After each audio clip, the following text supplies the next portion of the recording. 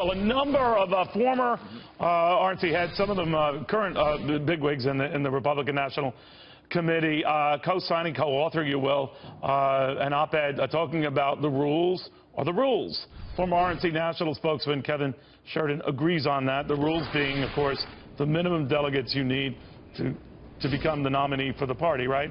1,237, no ifs, ands, or buts away around that. What made you and a lot of your colleagues come up with this op-ed today to stress that? Why did you do that?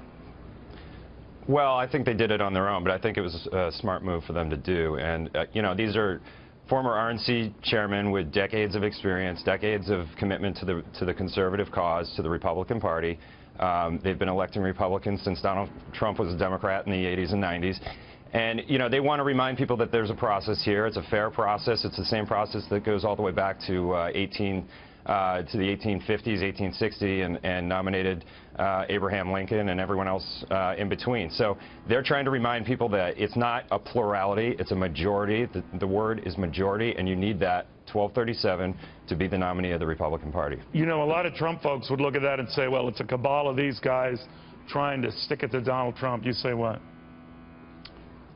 You know, he's playing politics. I think this is the process that everybody signed up for. It's the same process that Ted Cruz and all of the other candidates that are now out of the race, Kasich as well, signed up for. You know, he's playing his game, and they should play theirs. And his cards, I guess, are to whip up his core base and tell them that, you know, their vote is being taken from them. But really, he only represents you know, a little more than a third of the Republican Party, and his unfavorable ratings among the general public are, you know, sky high, historically high, 68%. So he's got a very hardcore following. That's clear. He's also got very hardcore opposition, and that's within the Republican Party. So whether or not he can actually bring this party together in a unity, you know, and unite it in Cleveland is a big if, because he really hasn't tried to reach out to the disaffected parts of the party that well, let me don't ask you support about him that. right now. He says that he will get to Cleveland with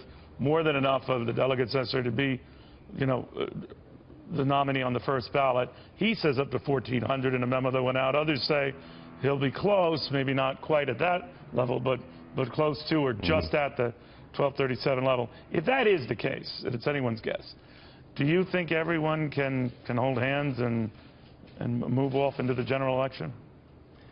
Donald Trump's best case scenario for him is to get to the 1237 before the first ballot, or on the first ballot, because he's not going to, you know, it's going to be really tough if he doesn't. You know, if he gets 1,400 like his, you know, internal strategy memo, and, you know, take that with a grain of salt. It seems like you're taking it with a big grain of salt. As the author of some internal strategy memos, I can tell you, you know, they're best case scenarios, and they're the way that the campaign wants you to see it. So we'll see. He's got to get to California. He's got to clean up in California. That's really the big ticket. If he can win there, and if he can get to 1237, he'll be the nominee. If not, I think it's very unlikely that he will be when he gets to Cleveland. All right, Kevin, thank you very much.